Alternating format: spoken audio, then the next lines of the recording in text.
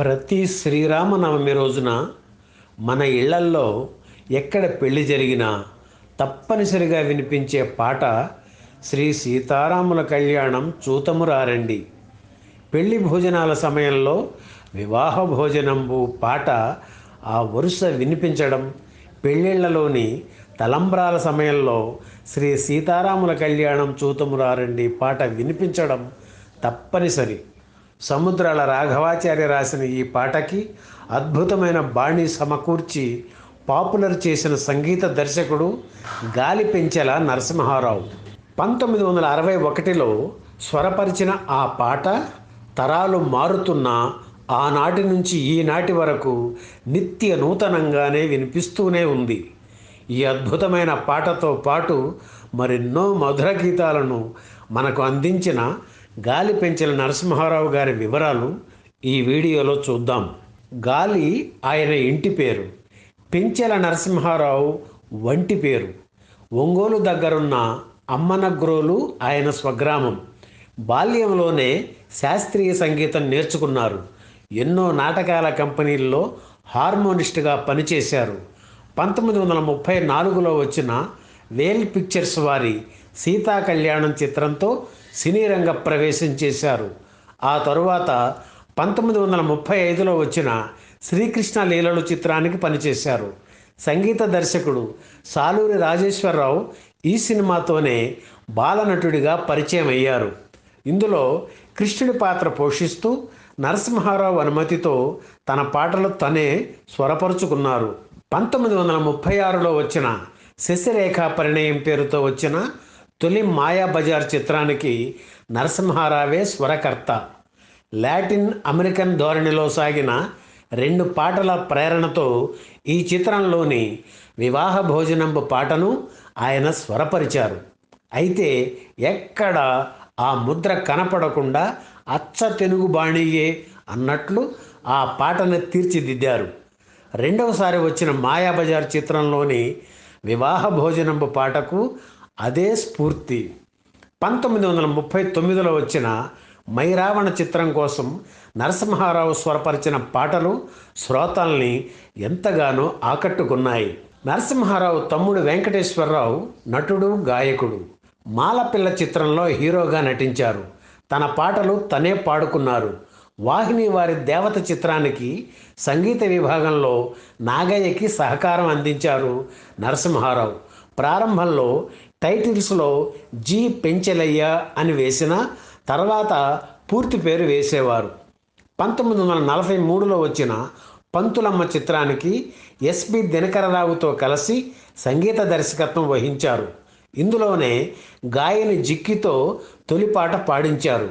ఈ తీరున నన్నెరిగి పలుకగా అనే పాటను ఆమె పాడుతూ నటించారు. నరసింహారావు సంగీత దర్శకత్వం వహించిన కృష్ణ ప్రేమ, గరుడ గర్వభంగం చిత్రాల్లో భానుమతి పాడిన పాటలు అప్పట్లో విశేష ప్రజాదరణ పొందాయి. కృష్ణ ప్రేమ చిత్రంలో భానుమతి, టంగుటూరి సూర్యకుమారి, శాంతకుమారి కలిసి పాటలు పాడటం చరిత్రలో నిలిచిపోయిన అంశం. ఆ తరువాత వీరు ముగ్గురు కలిసి నటించలేదు. 1945లో వచ్చిన మాయాలోకం చిత్రంలో శ్రీ జానకీదేవి సీమంతమునకు అనే పాట ఉంది. సాంప్రదాయ పద్ధతిలో నరసింహారావు ఈ పాటను స్వరపరిచారు. 10 ఏళ్ల తరువాత వచ్చిన మిస్సమ్మ చిత్రంలోని సీమంత గీతం విన్నప్పుడు మాయాలోకం పాట గుర్తుకు వస్తుంది. తన గురువు లాంటి నరసింహారావు బాణీని సంగీత దర్శకుడు రాజేశ్వరరావు ఫాలో అయ్యారని చెప్పాలి. 1945లో స్వర్గసీమతో గాయకుడిగా సినీ రంగ ప్రవేశం చేసిన తరువాత నరసింహారావు దగ్గర సహాయకుడిగా పల్నాటి యుద్ధం చిత్రానికి పనిచేశారు. ఇందులో అక్కినేని తన పాటలు తానే పాడుకున్నారు. యువకులంతా రారండి అనే పాటను అక్కినేని పాడుతూ ఉంటే కోరస్లో ఘంటసాల కూడా పాడటం విశేషం. అయితే ఈ చిత్రంలో తీరిపోయిన మాత అనే నేపథ్య గీతం ఉంది. విషాదం ఒలికిస్తూ ఘంటసాల ఆ పాట పాడారు. టైటిల్స్లో జి వెంకటేశ్వరరావు అని వేయడంతో చాలామంది పోల్చుకోలేకపోయారు.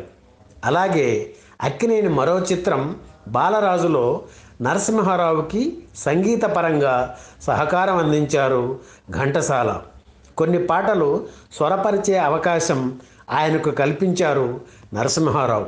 1949లో వచ్చిన ధర్మాంగద చిత్రం ఫ్లాప్ అయినా నరసింహారావు సంగీతానికి మంచి పేరు వచ్చింది. 1950లో వచ్చిన వాలి సుగ్రీవ చిత్రానికి 5గురు సంగీత దర్శకులు పనిచేశారు.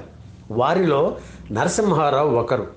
1951లో అగ్ని పరీక్ష చిత్రానికి నరసింహారావు సంగీత దర్శకత్వం వహించారు. ఆ తరువాత 10 ఏళ్ల పాటు ఏ సినిమాకి పనిచేయకుండా పరిశ్రమకు దూరంగా ఉన్నారు. 1961లో ఎన్టీఆర్ నరసింహారావును ప్రత్యేకంగా పిలిపించి సీతారామ కళ్యాణం చిత్రంలో అవకాశం ఇచ్చారు. ఈ సినిమాకు మొదట అనుకున్న సంగీత దర్శకుడు ఎస్ రాజేశ్వరరావు. ఒక పాట కంపోజ్ చేసిన తరువాత నిర్మాత త్రివిక్రమరావుతో అభిప్రాయ భేదాలు వచ్చి సినిమా వదిలేశారు. అప్పుడు నరసింహారావుకు అవకాశం ఇచ్చారు ఎన్టీఆర్. దక్షిణ భారతదేశంలో తయారైన తొలి తెలుగు చిత్రం సీతా కళ్యాణంతో మొదలైన నరసింహారావు కెరీర్ సీతారామ కళ్యాణం చిత్రంతో ముగిసింది. తను నేర్చుకున్న విద్యను ఎంతోమందికి నేర్పించిన నరసింహారావు 1964 మే 25న తుది శ్వాస విడిచారు. ఈ వీడియో మీకు నచ్చితే లైక్ చేయండి, షేర్ చేయండి, వెంటనే సబ్స్క్రైబ్ కూడా చేయండి.